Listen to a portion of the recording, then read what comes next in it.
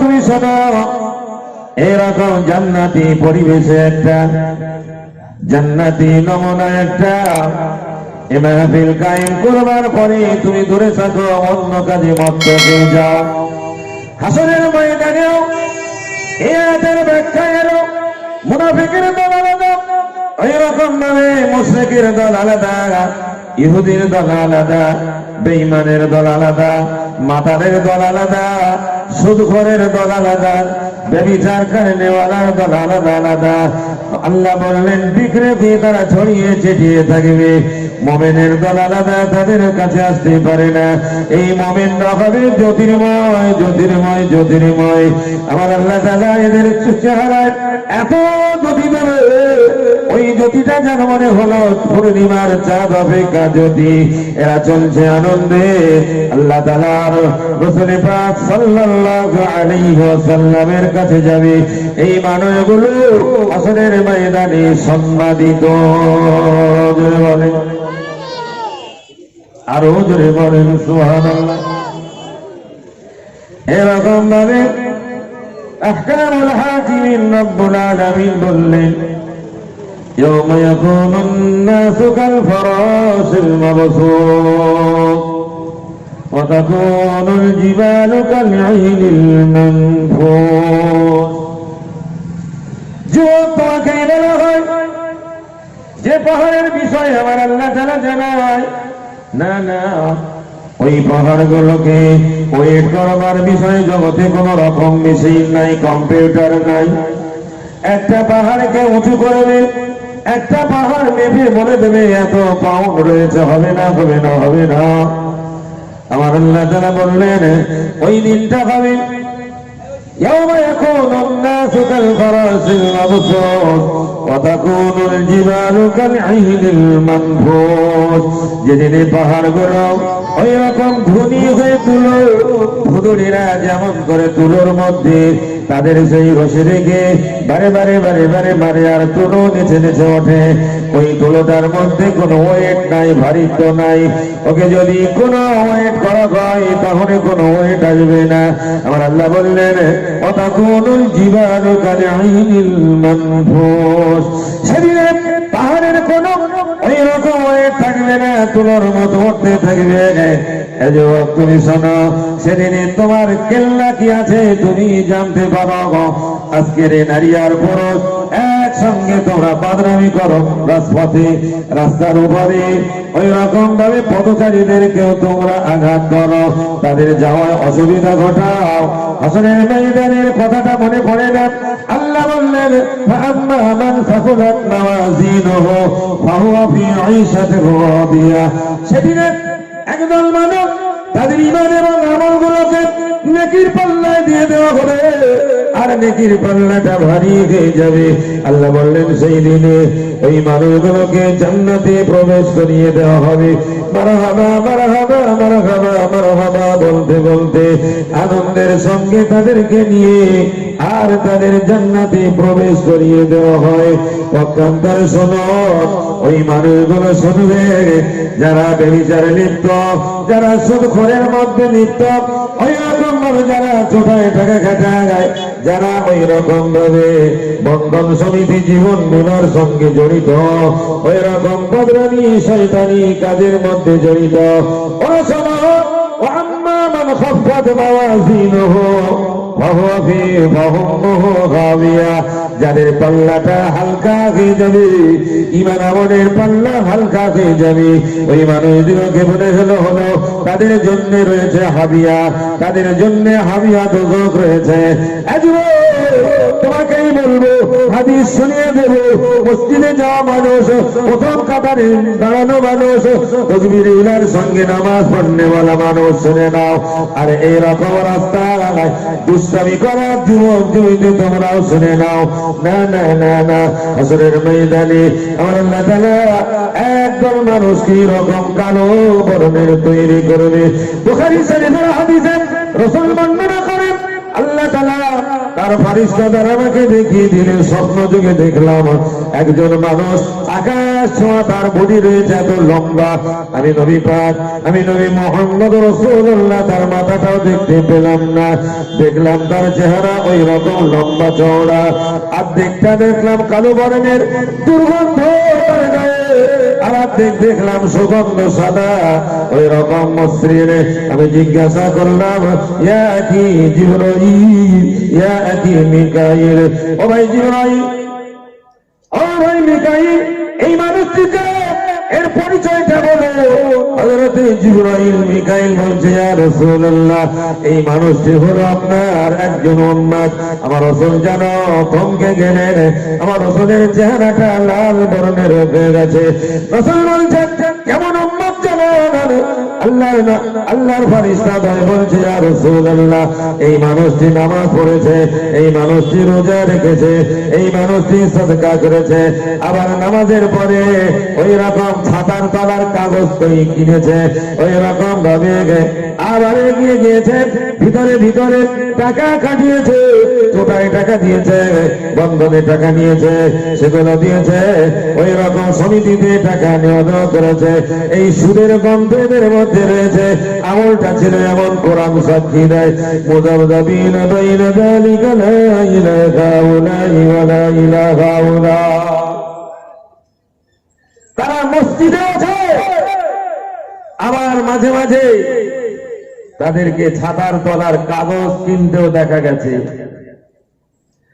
আবার নিজে না গেলেও স্ত্রীকে পাঠিয়েছে স্যারের বাড়ি, স্যারের বাড়ি না, গ্রামে যে স্যার আছে তার কাছে। দেওপুকুর গ্রামটা এত শান্ত, ওই স্যারকে আসতে দেয় না এরা। সেই আগেকার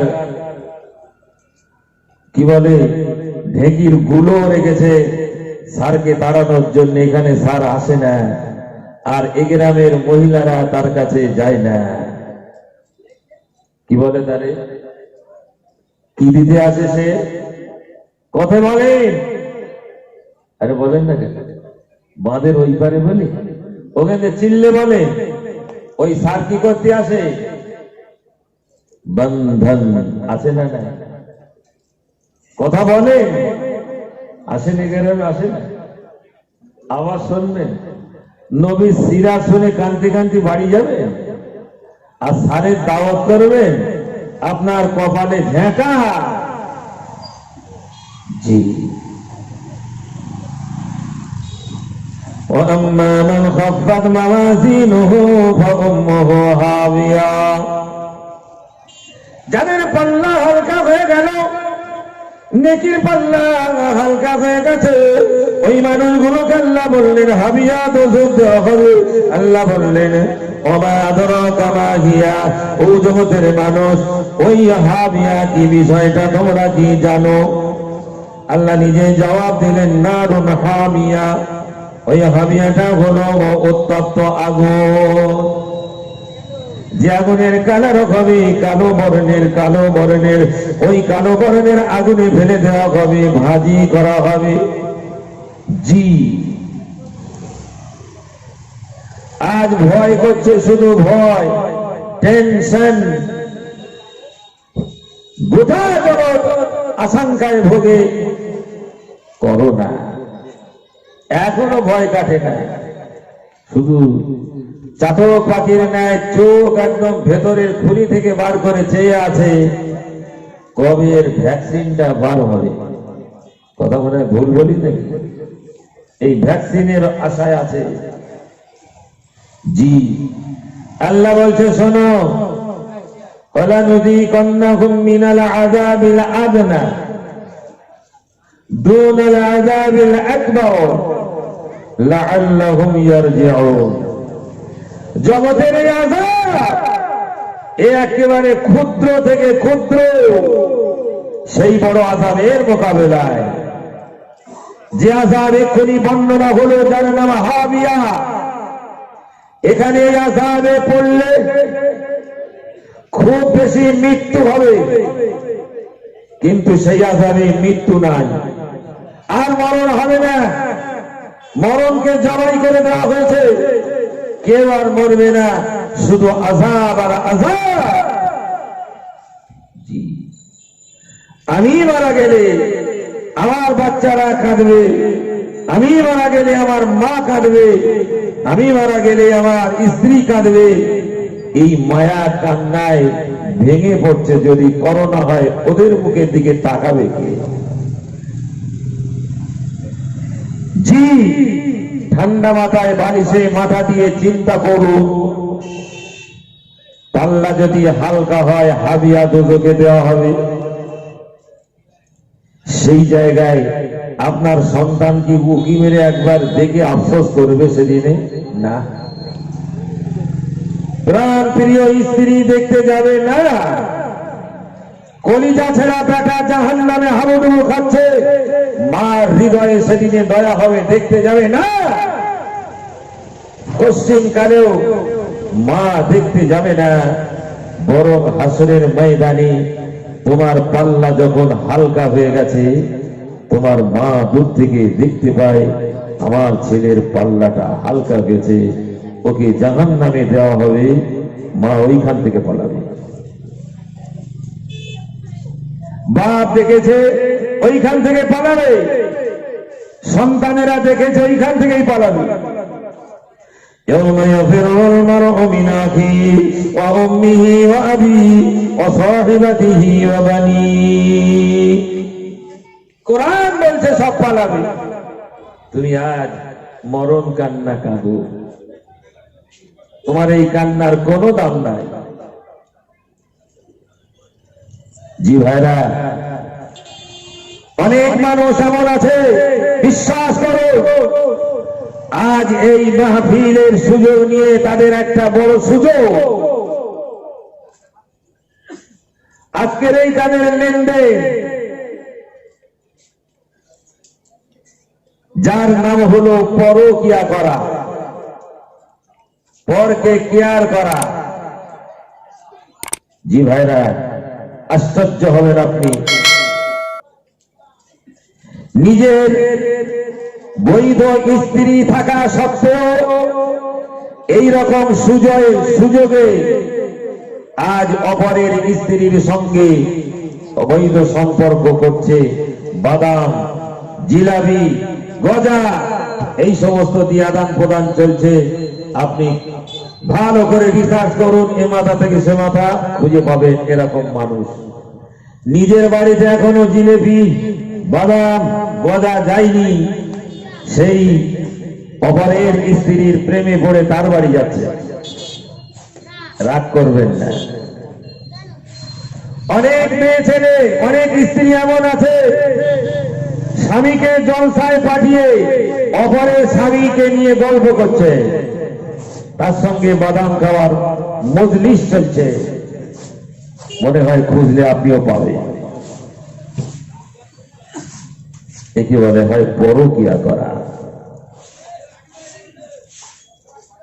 আহকামুল হাকিমিন রব্বুল আলামিন আযাব গজবের কথা বলেছে, তবে জগতে আযাব দেওয়ার ব্যাপারে এই রকম পশু, জন্তু, জানোয়ার, এই রকম স্বামী, এই রকম স্ত্রী যে আযাব জগতে হবে, কি বিরল। বিনোদনীয় বাদশাহ জগতের মানুষকে জানিয়ে দেন, 6টা বিপদে তারা পড়বে। 6টা, কটা বিপদ? 6টা। জগতে 3টে আযাবে গ্রেফতার হয়ে যাবে, 3টে আযাব। হাসরের ময়দানে 3টে আযাব, যাকে বলা হয়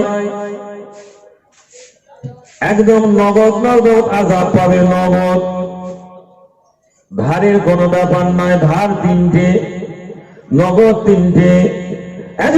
যদি তোমরা শোনো, মৌজ করো আর সুযোগ খুঁজে দেয়, বাদাম জিলাপির অভিমান ওই রকম ভাবে সম্মুখে রেখে আর সমস্ত চরিত্রকে চরিতার্থ করো। শুনে নাও, জগতের জমিনে আমার রাসূল বললেন 1 নাম্বার আযাব হলো তার নূরের চেহারাটা থাকবে না। চেহারায় যদি থাকবে না, যদি কালো কেলুটেও হয়, আল্লাহর তরফ থেকে একটা জ্যোতি আছে, ইমানি জ্যোতি। তুমি যদি তোমার স্বামীকে কেয়ার না করে অন্যের স্বামীর সঙ্গে তোমার সম্পর্ক আছে, তোমার সব চেহারার জ্যোতি আমার আল্লাহ তুলে নেবে। এক নাম্বার, স্বামীকেও তাই বলা হলো, স্বামী তোমার বৈধ স্ত্রী থাকা সত্ত্বেও অপরের স্ত্রীর সঙ্গে তুমি অবৈধ সম্পর্ক করো, তোমার ওই রকম শরীরে তোমার চেহারার যদি আল্লাহ তুলে নেবে। দ্বিতীয় নম্বর হলো, যত উপার্জন করো না কেন আমার আল্লাহ তাআলা তোমার ওই উপার্জনে বরকত তুলে নিয়ে তোমার অর্থে ঘাটতি করে দেবে। আর তিন নাম্বারটা বললে আটকে ওঠে, আল্লাহ তাআলা হায়াত কমিয়ে দেবে, মাইনাস ঘটে যাবে। যদি 70 নির্ধারণ থাকে মাইনাস হয়ে যাবে, কম হয়ে যাবে। তোমার জন্য দেওয়া হয়েছিল নিসাউকুম হারসুল লাকুম ফাতু হারসাকুম আন্নামা শিতুম। তোমার বৈধ স্ত্রীর সঙ্গে তোমার বৈধ বিষয় ক্ষেত মনে করে নিয়ে তুমি সব বিষয়ে তার সঙ্গে শারীরিক সমস্ত বিষয়টা তার সঙ্গে তোমার মহব্বতের দৃঢ়তা বাড়াবে। আল্লাহকে রাজি করার জন্য তোমার সওয়াব হবে, আল্লাহ তাআলা তোমার নামায়া বলে সওয়াব লিখবে। অপরের বউয়ের সঙ্গে তুমি এইরকম সম্পর্ক করবে, তোমার শরীরের তোমার চেহারার যদি আল্লাহ তুলে দেবে, তোমার অর্থে আল্লাহ ঘাটতি করে দেবে, ওই রকম ভাবে তোমার হায়াত আল্লাহ কমিয়ে দেবে। তিনটে আযাব জগতে হায়াতে তুমি পাবে, মরবার পরে হাসরের ময়দানে আল্লাহ তাআলা তোমার তিনটে আযাব দেবে। এক নম্বর হলো ওই রকম ভাবে পরকে কারণেওয়ালা আল্লাহ তাআলা তার দিকে তাকাবে না, এক নম্বর হলো। দ্বিতীয় নম্বর হলো কঠিন থেকে কঠিন আযাব হিসাব হবে, ওই রকম ভাবে আল্লাহ তাআলা যার হিসাব নেই তার কাজ আছে। তৃতীয় নম্বর হবে জান্নাতের কোন সুগন্ধ তার নাকে দেওয়া হবে না, জান্নাত তার নসিব হবে না, আল্লাহ সাক্ষাৎ দেবে না, দেখবে না, তার দিকে তাকাবে না, আর কঠিন করে বিচার করা হবে, জান্নাত তার দেওয়া হবে না। ওই মানুষটি ওই নর এবং নারী চির জাহান্নামী হয়ে যাবে। পরকিয়া করো না, পরকিয়া করো না। আল্লাহ তাআলা কোরআন পাকে বলেছেন, ওয়াখালাকনাকুম আজওয়াজা। আল্লাহ বলে তোদের তো জোড়া জোড়া করে পাঠিয়েছি, আবার অপরেরটা দেখিস কেন, ওতে অ্যাক্সিডেন্ট হবে।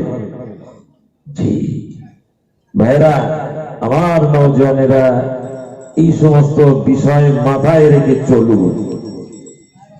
দেখবে এইরকম ঘরের বাচ্চারা তাদের লাপরোয়া, এদের ঘরের বাচ্চা, এদের গর্ভের সন্তান, এদের ঔরজা সন্তান কোনদিন ভালো হতে পারে না। দেখবেন এইরকম ঘরের বাচ্চারা তেঁতুল তলায় পড়ে থাকে, এইরকম ঘরের বাচ্চারা ছাতার তলায় কাগজ কেনে, এইরকম ঔরসের বাচ্চারা তারা বারে বারে অন্যায় করে, চোর চোট্টা চিটিংবাজ তারাই হয়। রাগ করবেন না, জিয়াউল হকের কথা রাগ করবেন না, নিজের বানানো নয়, বাপের কথা নয়। আমাকে আপনারা 100 চেনেন, 100। জি কোরআন আপনাকে শোনালাম, হাদিস শোনালাম, এই মাপে কথা হয়েছে।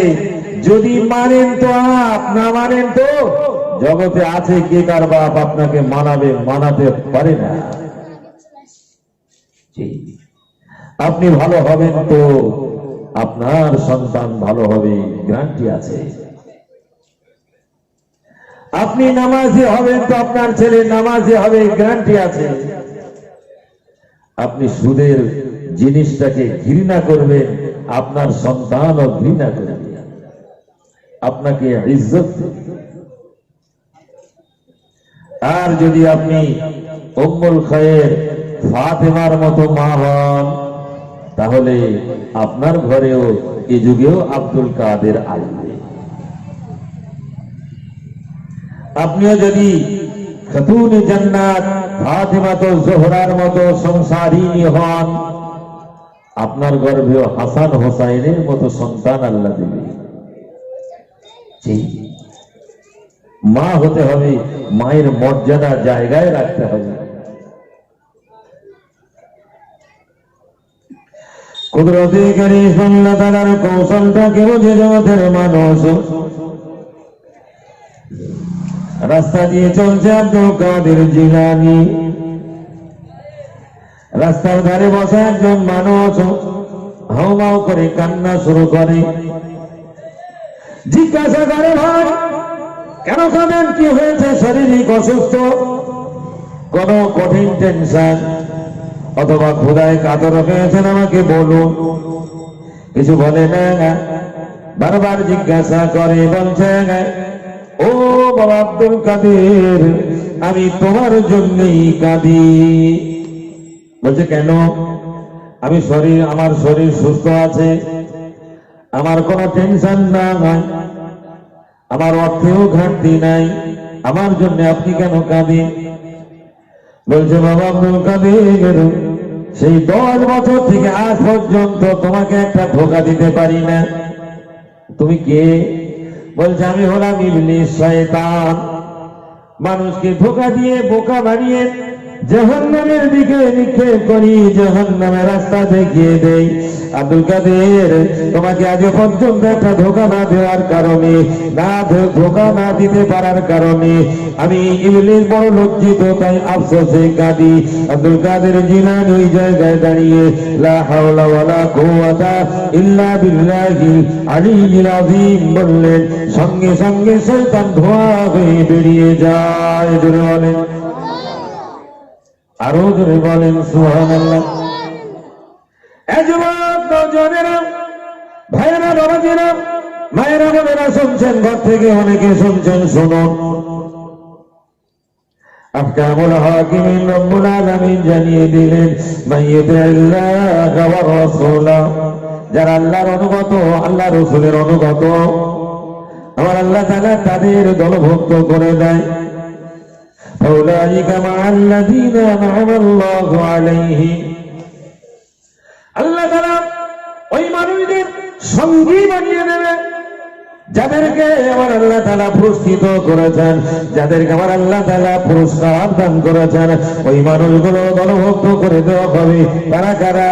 মিনান নাবিয়্যিনা ওয়াস সিদ্দিকিন ওয়াস শুহাদা'i ওয়াস সালিহিন। 4 দল মানুষ: নবীগণ, সিদ্দিকগণ, শহীদগণ, সালিহ বান্দাগণ। এরা আমার আল্লাহর বন্ধু। এদের সঙ্গে যারা বন্ধুত্ব করে, মহব্বত করে, তাদের আদর্শিত হয়ে যায়। আমার আল্লাহ তাআলা এই বন্ধুদের বন্ধু, আমার আল্লাহর বন্ধু তারা হয়ে যায়। জোরে বলে সুবহানাল্লাহ। বলতে কি শীত লাগবে? জোরে বলে সুবহানাল্লাহ।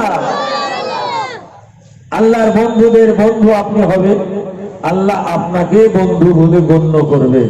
একটু জোরে বলেন সুবহানাল্লাহ।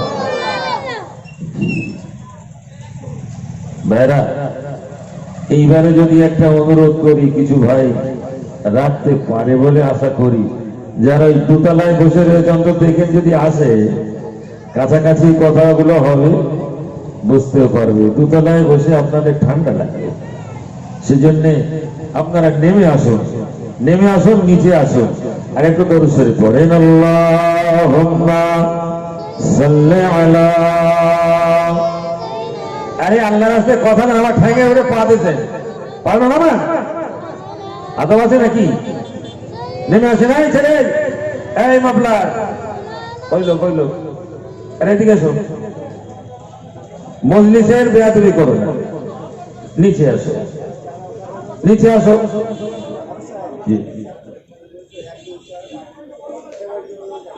আপনারা আসেন না? আপনাদের তো ডাকছি তো, নাকি আমার কথা পছন্দ হচ্ছে না? আসেন আসেন। আর এই এখানটায় ভিড় না করে যারা এমনি দাঁড়িয়ে রয়েছেন আসেন, যারা টাকা দিচ্ছেন দেন, আর যারা এমনি দাঁড়িয়ে রয়েছেন বসেন। মজলিসটা সৌন্দর্য বজায় করুন। জি, ভিতরে আসুন। এই বাবাজি, ওই বড় ভাই এদিকে আসেন।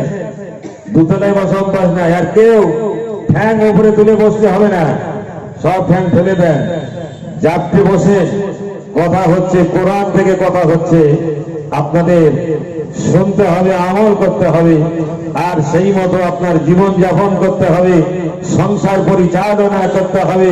দেখবেন আপনার বাড়িতে রহমত নাযিল হবে। একবার জোরে বলেন সুবহানাল্লাহ। আওয়াজ নাই কেন? জোরে বলে। ওই দুতলায় কেউ বলবেন না, কেউ বলবেন না দুতলায়। এখানে ভর্তি করুন, জায়গা না থাকে আমরা বলবো এবার ওখানে জায়গাটা যান। জি, কাছে আসুন, মজলিসে বসে। এই ছেলেরা রাস্তায় ঘুরো না, হয় বসো। জি, আর তুমি ব্যাস বুকি দেশে বলে তুমি শুধু ঘুরবে, লোক দেখো ওখানে, লোক আসতে পারে না, সেখানে যাও, এরকম কাজ করো, তাহলে তো তোমাদের কাজ হবে। আর যদি কাজ না থাকে তাই বসো, কাজ করো না হয় বসো, দুটো করো, হই হই করো না। দরুদ শরীফ পড়েন, রহমত নাযিল হোক। দরুদ শরীফ আল্লাহুম্মা সাল্লি আলা, আওয়াজ দেন, আওয়াজ আওয়াজ, ওয়ালা আলি সাইয়্যিদিনা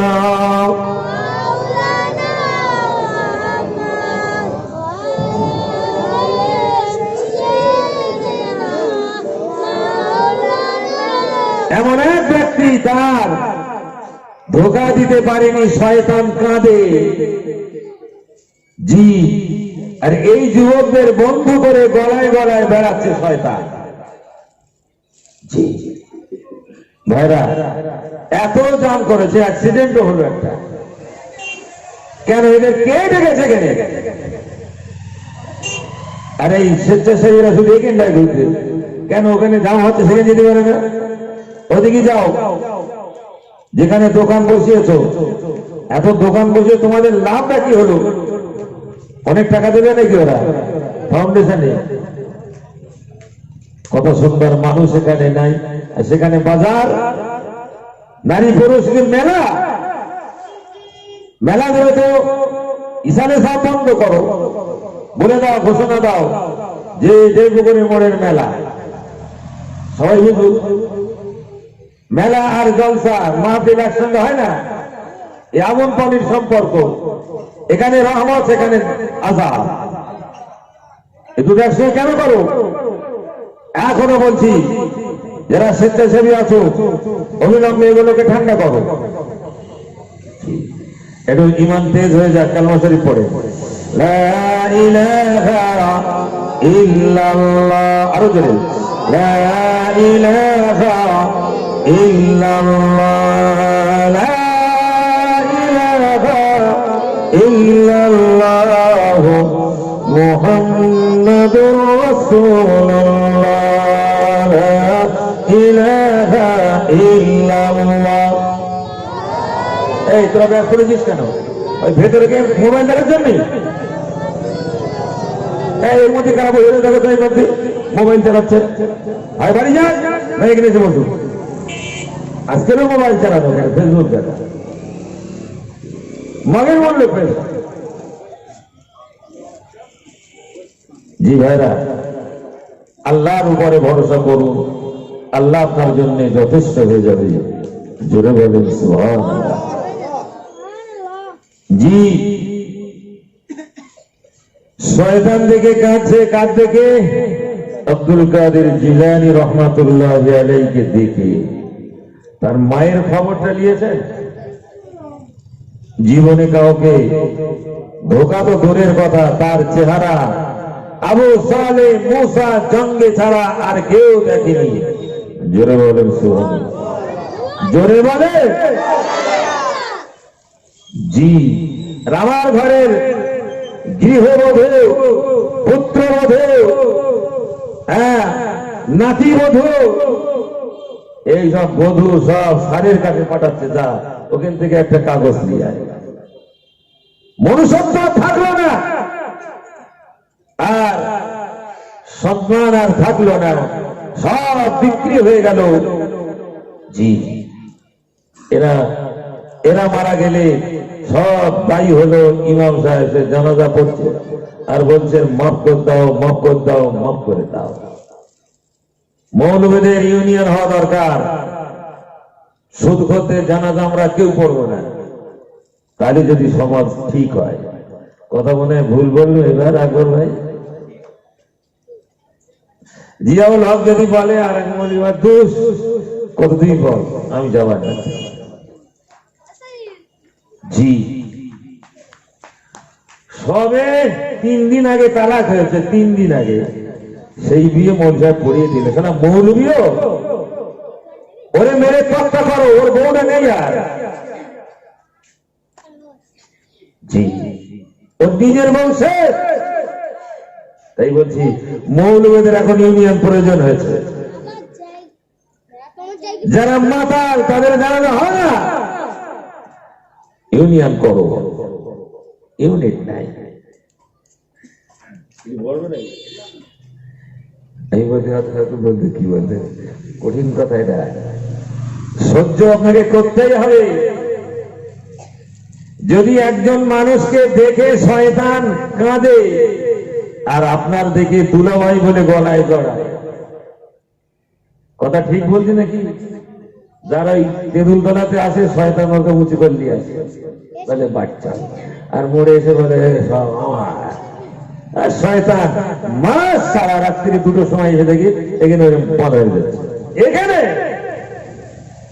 চেনা ছেলে কি বলবো, সাইড দিয়ে বাবা বাসা করে চলে যাওয়া। আজকের কথা বলছি, ভিড় বলে দাঁড়ালাম, পেছনে এসে গাড়িতে দাম করে মেরে আমার বাম্পার শেষ। আজকের ঘটনা। এসব মানুষ আছে আর কাকে ওয়াজ করে শোনাবে? সমাজ এই হয়ে গেছে। কুদরতে গাড়ি সুন্নাতের কৌশল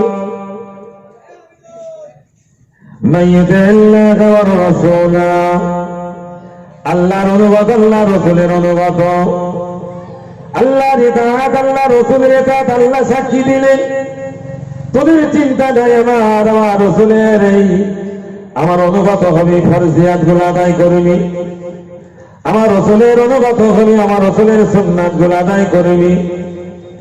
আর যে ফরজিয়াত আদায় করে, সুন্নাত আদায় করে, এই মানুষটি কোনদিন নদী পার হয়ে তেঁতুল তলায় যাবে না।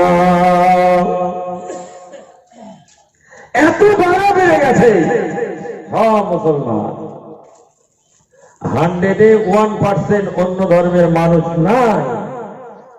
জি, তারা শুনছে রাত্রিরে আমার গাড়ি ধরবি তোরা, তোদের বলে দিলাম এমন কথা বললেন কেন? আমি খাই বাপের টাকায়, বড় ভাড়ানোর টাকায়, সেই রাত্রি বলে তোদের জবাব দেব। এখন শুধু বলে যাচ্ছে।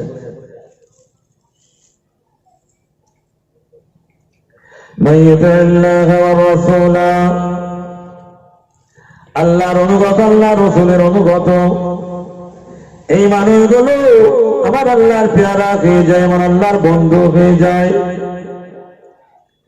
1 নাম্বার সুন্নাত, 1 নাম্বার সুন্নাত, 1 নাম্বার সুন্নাত। আবারও বলছি, সুন্নাতে একবার হলো আল্লাহর বাড়িতে ডাক দিয়েছে, বলছো বান্দা আমি আল্লাহ তোকে ডাক দিলাম, মুয়াজ্জিনের গলায় তোকে ডাক দিলাম, কণ্ঠটা দিয়ে চলে আয়, তোকে কামিয়াবি দেব, তোকে সাফল্য দেব, উত্তীর্ণ দেব, চলে আয়। এ বলছে দরকার নেই সাফল্য। ওই সময় ডান দিকে তো মসজিদ, বাম দিকে চলে যাবে তেঁতুল তলা। তোমার উপরে আল্লাহর নাদর, তোমার উপরে আল্লাহর অভিসম্পাদ, তুমি বেশি দিন হায়াত পাবে না। অকালে সকাল, অকালে সকাল। নাম বলছে না তবু এলাকার সন্তান, এলাকার সন্তান এত পানি পান করে, এত পানি পান করে দিন অবশেষে পাগলা মতন হয়ে গেল। অকালে সকাল হলো জগৎ থেকে চিরবিদায়। আপনার সম্মুখে আছে, আপনিও ছিলেন আপনার ঘরের সন্তান। হাইয়ালাল ফালার জবাব দেবে ওই মহিলা যেটা আমার আল্লাহ তাআলা যার সঙ্গে ইলহামি কথা বলি ওই মহিলার নাম হলো মা রাবিয়া। রাবিয়া গর্ভে জগতে আসবে, ডেলিভারির যন্ত্রণা, প্রসব যন্ত্রণা, মায়ের আহারে আজ আর যন্ত্রণা হয় না। তার আগে পেট ফেড়ে দিয়ে বাচ্চা তুলে নেবে, এটাই হলো তার চালাকি। সরকার বলেছে একটা, খুব বেশি দুটো, আর না আর না আর না। আর ওই জায়গায় বলবে আমার দিদি তো অপারেশন, সিজার, পেট ফাড়া, সেই জন্য বারবার বাচ্চা নিলে অসুবিধা, একটা টোন পেয়ে গেল। আরে ওর প্রসব বেদনা যন্ত্রণাটা ওকে সইতে দাও, রসুলের অফার আছে। রসুল বললেন যে মা এইরকম গর্ভ ধারণ করে আর প্রসবের সময় যন্ত্রণার সময় সে ধৈর্য ধারণ করেছে, আমি নবী মুহাম্মদ রাসূলুল্লাহ ঘোষণা